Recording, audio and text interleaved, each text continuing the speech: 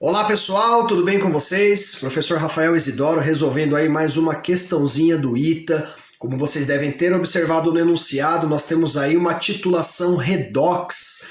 Nós vamos começar essa questão escrevendo a reação em questão. Importante conhecer a fórmula do permanganato de potássio, KMnO4, já que ele não fornece no enunciado. O nitrato de ferro 2 ele escreve a formulinha, então tá fácil aí. Ele menciona que a reação ocorre em meio ácido. Toda oxirredução meio ácido, pessoal, o que você tem que fazer?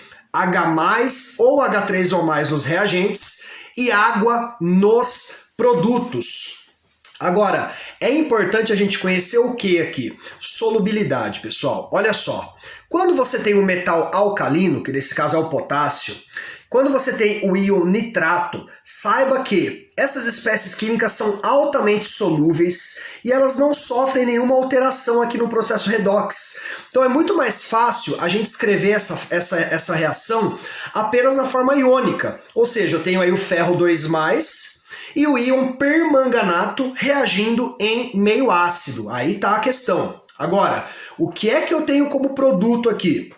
Essa é uma reação, pessoal, que em meio ácido forma o íon ferro 3+, e ela oxida, ou melhor, ela reduz o manganês mais 7 que está aqui a manganês mais 2. Então, oxidação do ferro de 2 para 3, redução do manganês de mais 7 para mais 2, beleza?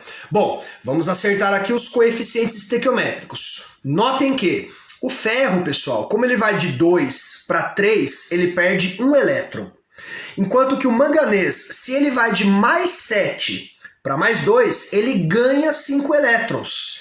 Significa que eu preciso de 5 ferros para cada um manganês. Então vamos acertar aí os coeficientes. 5 ferros para 1 manganês. Então lá no produto eu também tenho que ter os mesmos 5 ferros e o mesmo 1 manganês, ok? Acerto das cargas elétricas. Perceba, aqui nos produtos, ó, eu tenho 3 vezes 5, 15, mais 2, 17. Enquanto que nos reagentes eu tenho 2 vezes 5, 10, menos 1, 9. Então está faltando aqui, ó, 8 cargas positivas. E é aqui no H3 ou mais que nós vamos colocar esse 8. Acertado aí as cargas elétricas, cuidado que ainda não acabou, né? Falta acertar aqui a quantidade de hidrogênio e oxigênio, mas tá fácil. 3 vezes 8, 24. Divide por 2, 12. Prontinho. Reação balanceada. Galera, titulação usa muito concentração molar e número de mol, então é importante você conhecer aí molaridade é o quê? N sobre V, número de mol sobre volume, né? Volume em litros, ok? Eu gosto muito de utilizar o número de mol, que seria molaridade vezes o volume, beleza? E vamos analisar então aí as nossas afirmações. A primeira, ele fala que o volume do titulante, né, no caso permanganato de potássio, foi de 100 ml. Galera, o que eu tenho que saber? Bom, vou legendar aqui para vocês, tá? Eu vou chamar o ferro de 1 e o permanganato de 2.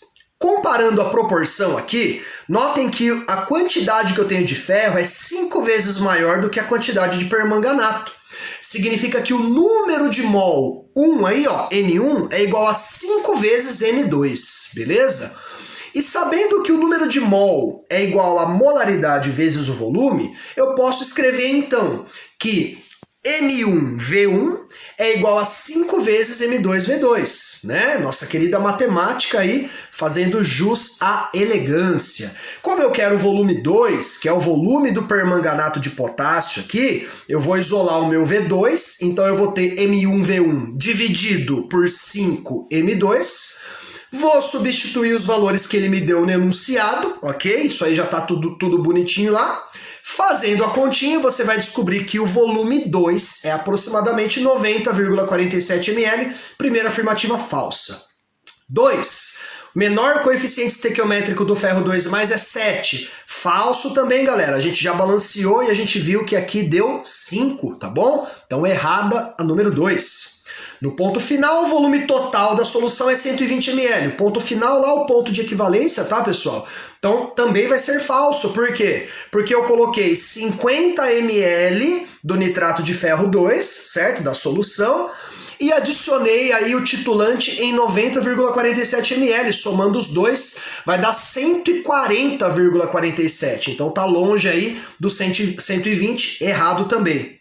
Um precipitado sólido de cor verde é formado. Notem pela reação que não houve nenhuma precipitação, não tem nenhum sólido aqui. Esses íons estão no estado aquoso, ok? Junto lá com o potássio, junto com o nitrato e junto com o ânion proveniente do ácido, que nós não sabemos qual é. Ele só fala que é um meio ácido. Eu não sei se foi Cl- que ele usou, SO4 2-, então independente disso, nós vamos considerar que é errado essa afirmativa.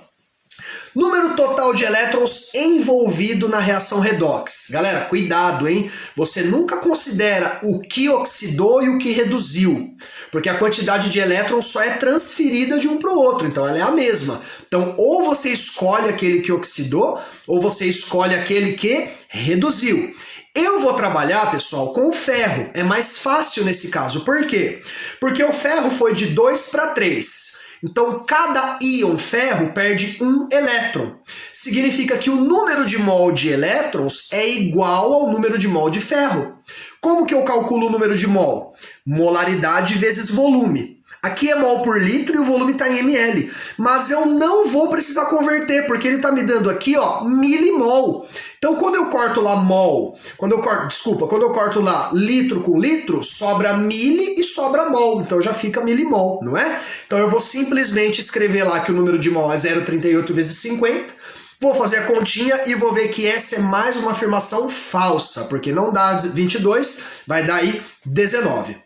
Por último, ele quer a razão entre os volumes de titulante e titulado. Pessoal, titulado é aquele que eu coloco no Erlenmeyer, certo? Aquele que eu tenho o volume. Nesse caso aí, ó, eu tenho lá o nitrato de ferro 2, eu tenho a concentração e o volume, é o titulado.